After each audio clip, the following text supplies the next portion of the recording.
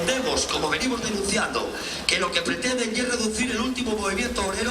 4 meses de grabación desde el corazón del último conflicto de las cuencas mineras, ocurrido a mediados de 2012. Que no se trata de dinero, mira, los trabajadores, la clase trabajadora, la única forma que tiene de protestar y esta, lamentablemente. Es una invitación a conocer de cerca ese universo que tenemos muy cerquita, desde Gijón o desde Oviedo, apenas a 40-30 kilómetros, pero que la mayoría de los asturianos no conocemos realmente. Y cómo se genera una organización, una creación de un conflicto como aquel y cómo se organiza la comunidad, la cuenca minera, ¿no? Y con sus luces y con sus sombras. Vamos a ver todo. No es solamente una épica sobre el movimiento obrero, sino también una consecución de una huelga que desgraciadamente no tuvo un final feliz. Remain es la apuesta más personal del periodista gijonés Marcos Martínez, que hace 3 años dejó su trabajo en la redacción de informativos de una televisión nacional para volver a Asturias.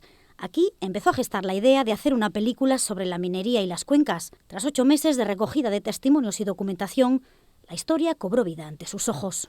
Es como un regalo para un narrador, ¿sabes? Nosotros tuvimos el tiempo suficiente, que fueron 7-8 meses, para documentarnos, enterarnos, entender qué había pasado en las cuencas y qué era lo que queríamos contar, y luego está la huelga. Cuando ya tienes todo el trabajo de documentación hecho, se pone delante de ti la historia que quieres contar, y nosotros teníamos claro qué era lo que buscábamos y cómo queríamos narrarlo.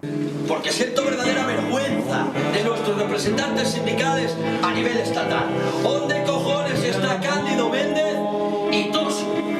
¿Dónde cojones está?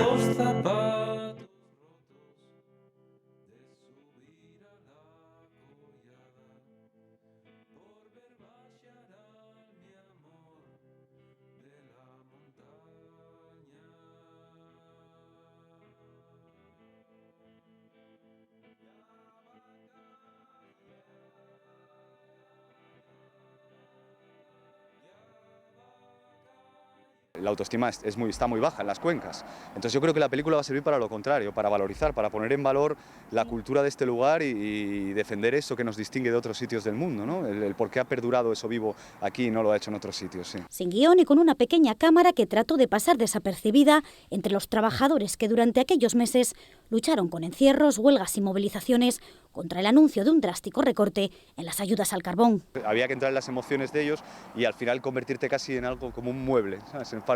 Formar parte del mobiliario para poder rodar las cosas como queríamos hacerlas, y al final lo logramos. Formamos parte del grupo y ellos actúan con naturalidad absoluta y sin percibir que estamos encima de ellos, que estamos rodando. Nosotros somos mujeres mineras, mujeres, hijas, sobrinas y primas que queremos hacerse notar, hacerse oír y luchar por lo que nos toca. Yo creo que no vamos a entrar a trabajar, porque yo con los compañeros que hablé están todos tan convencidos como yo de que la lucha no puede parar ahora, porque entonces fueron 2 meses perdidos. Si paramos la lucha ahora, fueron 2 meses perdidos.